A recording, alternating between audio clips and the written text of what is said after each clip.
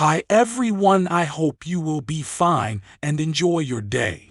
The latest set of specs reveal most of the essentials of the upcoming Google Pixel 7 handset, including a Tensor G2 SoC and a Titan chip, 8 GB of memory and up to 256 GB internal storage, Android 13, 4700 mAh battery, 30W fast charging and wireless charging, and more. However, all these are not confirmed by Google yet. Expected to be unveiled on October 6th, the next-gen Google Pixel family is still surrounded by secrecy overall. Some general details, such as the color choices and pricing, have been leaked a few times already.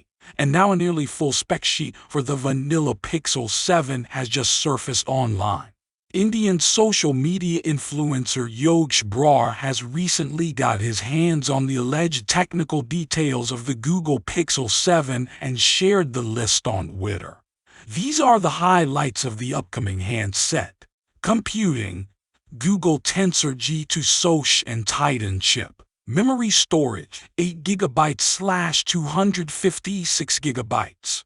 Display: FHD plus 6.3-inch OLED with 90Hz refresh. Cameras: 50 plus 12MP front main plus ultra wide, 11MP selfie shooter. Operating system: Android 13. Battery: 4700 mAh with 30W fast charging wireless charging support.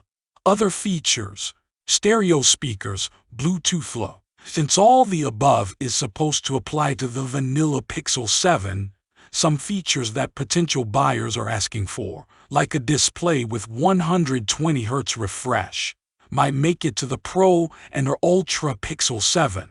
On the other hand, it is unlikely for Google to add support for a memory card to any of the upcoming handsets for obvious reasons.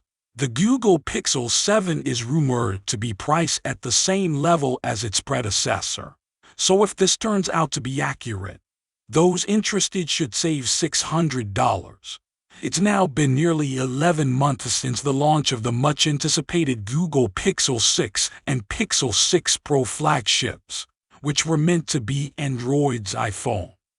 And by we I mean me, were expecting a duo of flagship devices that can do everything more expensive phones from Samsung and Apple could do, but just as reliably, if not even more reliably, and at a better price. You know, because Google makes Android and because that's what Google promised.